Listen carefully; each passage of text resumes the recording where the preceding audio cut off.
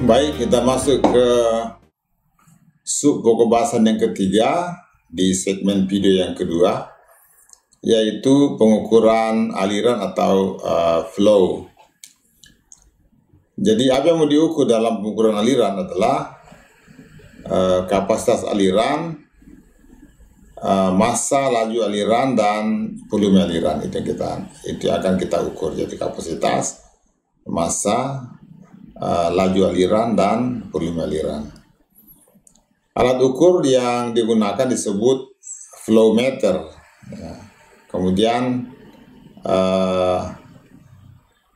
flow meter gunanya untuk mengukur aliran dari suatu fluida, baik itu berupa gas, kemudian zat cair, maupun sludge atau yang berbentuk campuran antara air dengan zat padat atau bubur, ya, disebut sludge.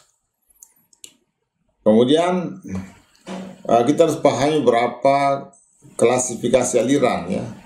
Jadi aliran itu di atas ada disebut aliran laminer, aliran turbulen, aliran nyata, aliran mampu balik, aliran tak mampu balik, aliran seragam, aliran tak seragam, aliran rotasional, dan aliran tak rotasional. Jadi kalau untuk mengukur aliran itu banyak sekali jenis aliran. Nah, setiap aliran ini tentu menggunakan alat ukur yang berbeda-beda, ya. Nah, untuk instalasi pipa, jadi kita ini hanya fokus karena di industri proses itu kebanyakan menggunakan pipa. Nah, kalau yang ini adalah klasifikasi aliran secara umum, ya. Ini klasifikasi aliran secara umum yang berlaku. Namun dalam industri proses yang kita fokus adalah instalasi pipa, di mana dalam instalasi pipa itu terdapat dua macam aliran, ya. Itu aliran laminer, aliran yang bergerak dengan kondisi lapisan-lapisan yang membentuk garis-garis, aliran dan tidak berpotongan satu sama lain. Jadi dia punya aliran itu seragam, ya. Nah, kemudian kapan terjadi aliran laminer? Ya. Jadi aliran laminer terjadi jika fluida agak kental, kemudian kecepatan lajunya rendah, dan panjang saluran relatif pendek. Kalau salurannya panjang, pasti berubah dari laminer menjadi turbulensi. Nah, yang kedua dalam pipa itu namanya aliran turbulen. Nah, kalau turbulen, partikel-partikel zat yang bergerak itu dia berputar-putar seperti ini, ya. Jadi dia tidak seperti tadi laminer lurus, ini berputar. Biasanya dipengaruhi oleh permukaan daripada tabung, ya. Jadi aliran turbulen atau aliran fluida yang partikel-partikelnya bergerak secara acak dan tidak stabil. Nah, kapan terjadi turbulensi atau aliran turbulen? Itu terjadi jika fluida yang mengalir dalam pipa itu adalah viskositasnya rendah atau dia encer, ya, seperti air. Itu termasuk fluida yang sifatnya turbulen, ya. Kemudian kecepatan aliran sangat tinggi. Jadi kalau kecepatannya tinggi, dia akan cenderung turbulen. Nah, indikator suatu aliran apakah dia laminer atau turbulen tentukan oleh disebut Reynolds number, ya, angka Reynolds. Nah, Reynolds number RE sama dengan rho dikali V dikali D dibagi dengan mu, ya, di mana mu adalah viskositas fluida, satuannya kilogram per meter detik, meter second, ya. Kemudian rho adalah massa jenis fluida, kilogram per meter pangkat 3, dan V adalah kecepatan fluida, dan D diameter pipa. Nah, hubungan ini akan menentukan Reynolds number, ya. Nah, jika Reynolds number RE-nya lebih kecil daripada 2000, kalau kita hitung, ya, masukkan angka-angka tadi, masukkan di rumus ini, maka dia kategori laminer. Kalau RE-nya di atas 4000 itu disebut turbulen. Nah, kalau dia berada di 062-nya berada antara 2000 dan 4000, maka transisi antara laminer dan turbulensi. Ya. Lalu besar aliran fluida dapat diukur melalui jadi kalau kita mengukur berapa besarnya alirannya, kita ukur melalui yang pertama adalah berapa kecepatannya, ya, kecepatan aliran. Yang kedua, berapa masanya. Yang ketiga, luas bidang yang dilaluinya. Jadi berapa besar pipanya, ya. Kemudian volumenya. Ini ada empat hal yang diukur dalam mengukur berapa besar aliran fluida. Ya. Nah, sebelum kita memilih alat ukur atau flow meter, ya, harus sudah diketahui data berikut ini. Jadi sebelum kita pilih alat ukur flow, maka ada informasi awal kita harus pahami, ya. Nah, yang pertama adalah berapa ukuran pipanya, harus kita paham sebelumnya. Kemudian range, jangkauan, berapa jangkauan pengukuran, apakah dia maksimum, apakah dia pengukuran normal atau minimum, ya. Lalu sifat-sifat fluidanya, karakteristik fluidanya, apakah dia sifatnya cairan, sifatnya gas, atau dia sifatnya campur antara zat cair dengan zat padat atau slurry, ya.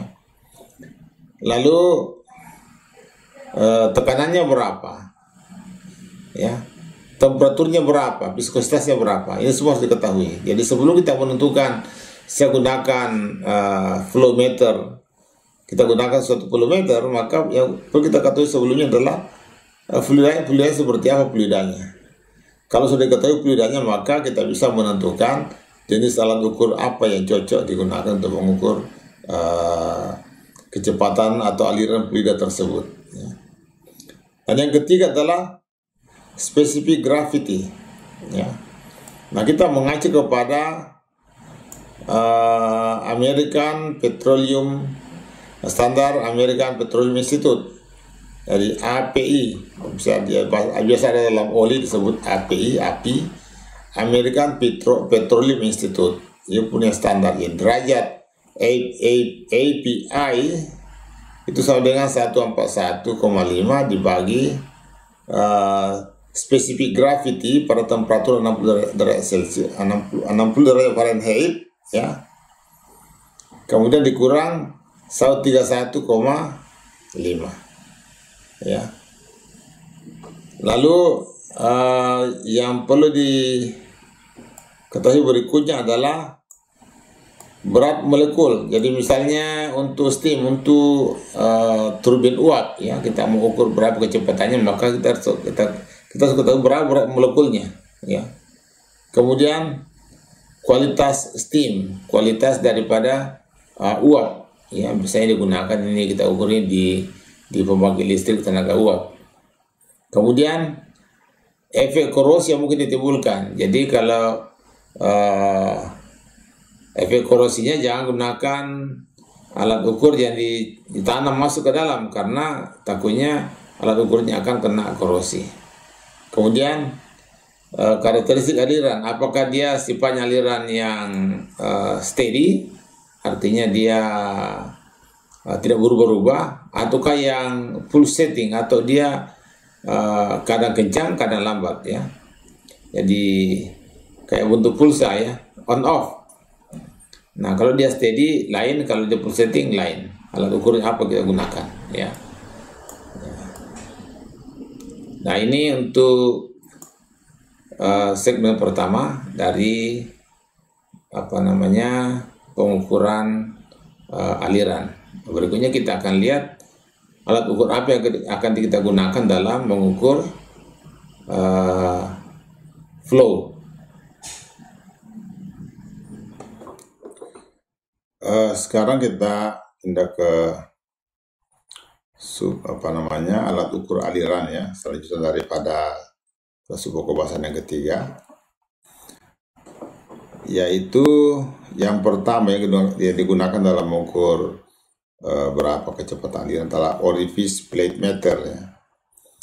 Di sini kita lihat bahwa kecepatan aliran diukur berdasarkan perbedaan tekanan upstream dan downstream. Di sini dalam pipa kita pasang disk atau plat, di tengahnya lebih kecil diameternya, sehingga fluida ketika masuk melewati dia akan mengecil dan terjadi perubahan tekanan.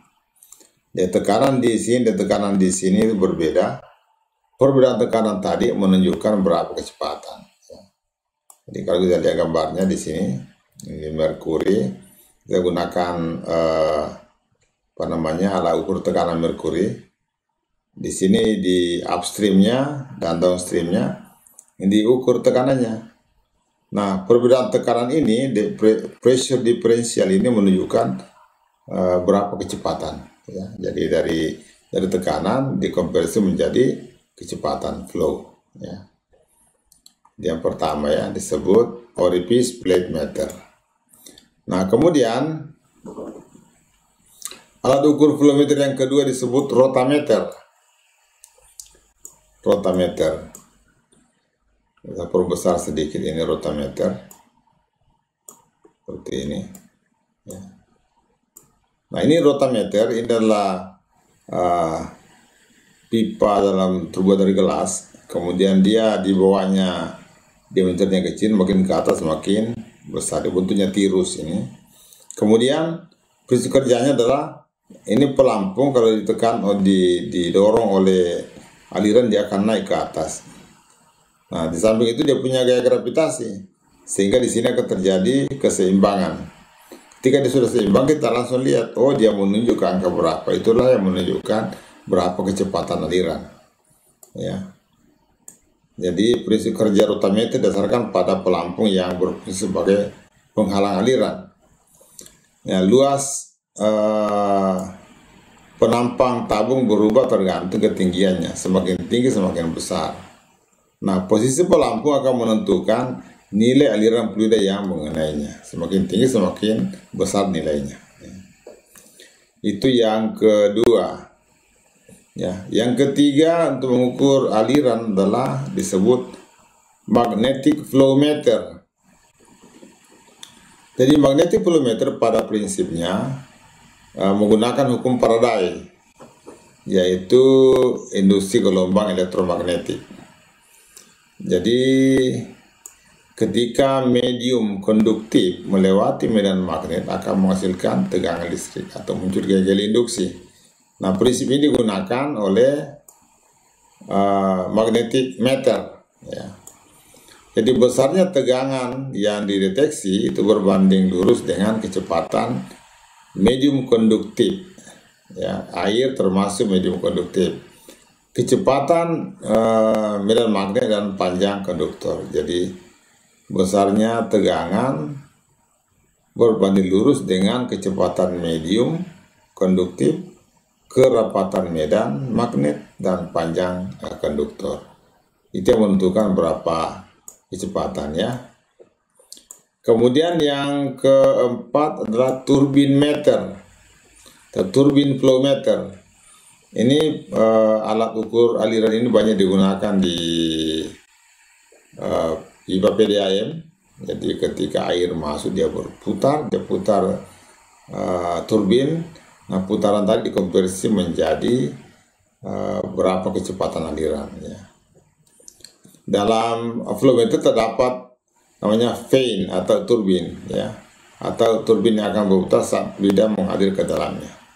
Sini ada penjelasan ya, penjelasannya. Ini ada angkanya 1, 2, 3, ya 8 bagian. Dari yang pertama adalah permanent conduit connection ya, kedua yang nomor 2 rotornya sabor besar ini ya, nomor 2 itu ini rotor, nomor 3 and connections. Nomor 3 mana? Nomor 3-nya ini. Ini yang disambung ke pipa ini. Ya. Kemudian nomor 4, flow vanes. Nomor 4, number 4. Yang ini ya. Nomor 5, flow vane hub ya, untuk support. Jadi ini penjelasannya ini saudara bisa cari di Google bagaimana cara kerja daripada turbin meter ya.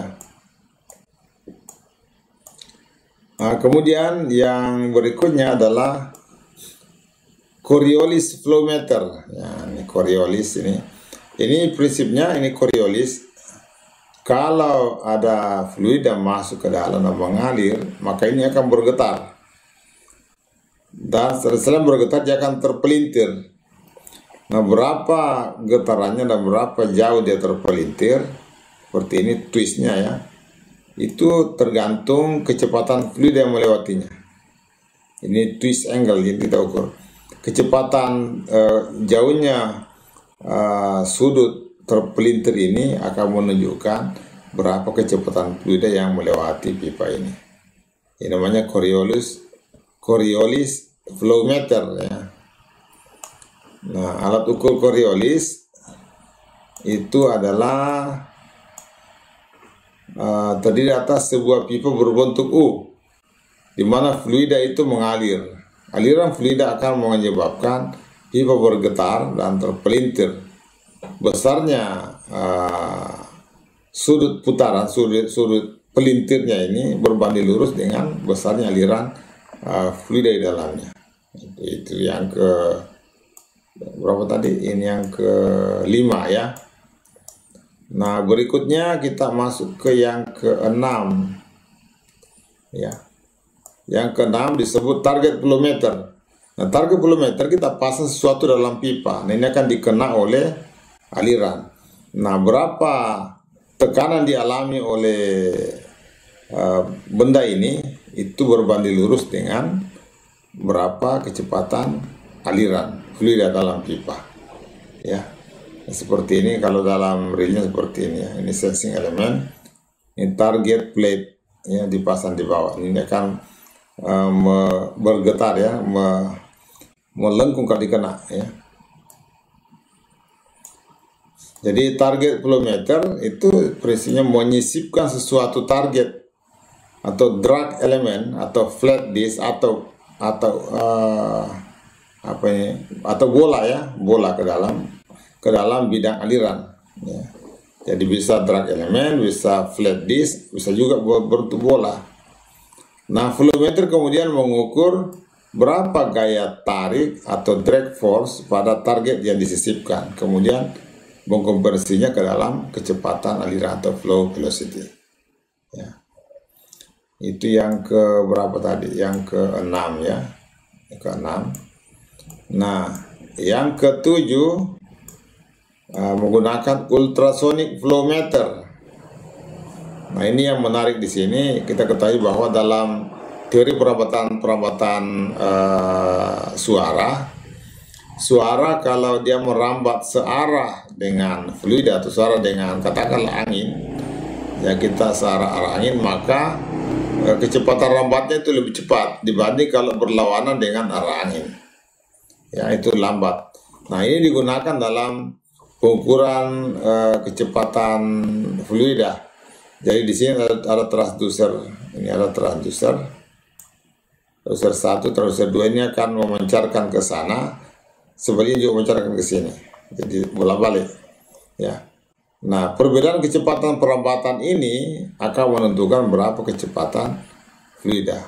Kalau fluidanya diam, otomatis kecepatannya sama karena sama-sama merambat melewati media yang tidak bergerak. Tapi ketika dia bergerak, maka yang arah dari kiri ke kanan itu akan dilawan oleh sinyal dari transducer 1. Sebaliknya transducer 2 akan terbawa atau dia searah sehingga dia lebih cepat. Ini lebih lambat dari 1 ke 2 lebih lambat, dan dari 2 ke 1 lebih cepat. perbedaan kecepatan tadi akan menentukan berapa kecepatan fluida. Ya. Jadi pengukuran kecepatan aliran berdasarkan waktu perpindahan atau transit time yang dideteksi oleh 2 atau lebih transducer ultrasonik. Nah, waktu transit adalah waktu yang diperlukan pulsa suara yang melintas pada pipa dalam 2 arah, yaitu searah dan berlawanan arah dengan arah aliran. Selisih waktu antara keduanya sebanding dengan rata-rata kecepatan aliran cairan. Jadi tanpa menyentuh bisa kita ketahui berapa kecepatannya. Ya. Nah, berikutnya adalah ultrasonik. Ada ultrasonik pantulan tunggal, ya. Ultrasonik ini dia pantul. Untuk meningkatkan akurasi dia pakai sistem pantulan. Jadi untuk meningkatkan tingkat akurasi digunakan teknik pantulan. Lalu apa kelebihan dan kekurangan dari sistem ini? Nah, kelebihannya yang pertama adalah it doesn't block the flow of fluid, tidak menghambat aliran fluida, ya. Kemudian this method differ from density, viscosity, temperature of the liquid, ya. Jadi operasi parameter, jadi parameter pengukurannya itu akan berbeda-beda tergantung viskositas dan temperatur dari cairan yang digunakan, ya. Kemudian cairan bisa 2 arah, bisa bidireksional. Nah, respons dinamik dari meter ini sangat bagus. Kemudian output dari meter ini dalam bentuk analog. Kemudian ini terjadi energi konservasi energi, ya, penghemat energi. It is suitable for large quality flow measurement. Ya, jadi ini cocok digunakan untuk pengukuran yang kualitasnya lebih besar, ya. Very useful for customizing and maintaining. Jadi sangat berguna dalam penggunaan khusus dan juga untuk maintenance, pemeliharaannya. Flexibility is good, jadi fleksibilitasnya sangat bagus. No contact with liquid, tidak ada hubungan langsung dengan cairan, dan tidak ada risiko kebocoran, tidak ada bagian sensor yang bergerak, dan akurasinya sangat tinggi. Tapi sampai begitu dia punya kelemahan juga. Apa kelemahannya? Kita lihat kelemahannya. Ya. Kelemahannya ya mahal, ya. Pokoknya kalau barang bagus ya pasti mahal. Nah, kemudian desainnya sangat rumit, complicated. Kemudian bagian sensornya sangat mahal, ya. Kemudian this meter is complicated compared to other meters. Ini lebih rumit dibanding dengan alat ukur flow meter yang lain, sehingga diperlukan spesialis atau orang ahli dalam maintenance dan perbaikannya, ya. Cannot measure cement pipe or corroded air concrete. Tidak bisa dia mengukur pipa yang terbuat dari semen dan juga pipa yang sudah berkarat, tidak bisa dia ukur. Kemudian doesn't work after the pipe contain holes or bubbling. Jadi dia tidak bisa bekerja kalau pipa yang diukur itu ada bocor-bocornya dan ada juga gelembung di dalam. Jadi itu kelemahan, tidak bisa mengukur kalau bergelembung fluidanya. Cannot measure concrete pipes or pipe with such material lining. Nah, dia tidak bisa mengukur kalau kita gunakan pipa yang terbuat dari semen, ya, atau pipa yang dilapisi, ada lapisannya, ya, lapis dengan suatu lapisan tertentu, tidak bisa. Ini material lining, ya. Itu kelemahan, ya. Nah, berikutnya ke-8 untuk mengukur flow, namanya vortex flow meter. Nah, prinsip kerja sederhana. Ini bisa digunakan untuk mengukur gas. Ini vortexnya ini kalau dikena aliran dia akan bergetar. Nah, getarannya inilah yang akan dikonversi menjadi kecepatan aliran, ya. Jadi ketika fluida mengalir melalui dengan kecepatan tertentu melalui fixed obstruction, ya. Jadi ini adalah penghalang yang penghalang yang fix, yang tetap, ya, akan menimbulkan vortices atau getaran, ya. The generation of vortices known as Karman's vortices, and culmination point of vortices will be approximately 1.2 diameter downstream of the bluff body, ya. Kemudian ada peneliti namanya Strohalin, peneliti menemukan bahwa as soon as a stretch wire start vibrating in airflow, jadi begitu dia mulai ada getaran dalam aliran udara, maka frekuensi will be directly proportional to the air velocity, ya. Nah, yang terakhir dalam mengukur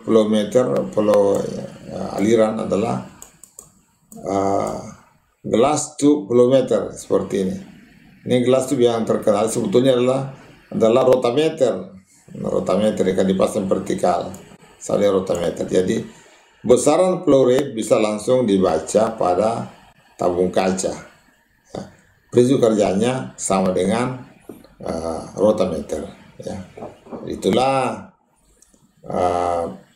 uraian secara umum mengenai alat ukur flow yang digunakan dalam industri proses, ya. Mudah-mudahan informasi ini kalau ingin melengkapi lebih jauh, silakan cari di Google dari nama-nama alat ukur tadi untuk bisa memahami lebih dalam lagi, sehingga ketika nanti masuk ke dunia industri sudah tidak buta lagi. Kita sudah pernah kenal nama-nama alat ukur yang akan digunakan di industri proses.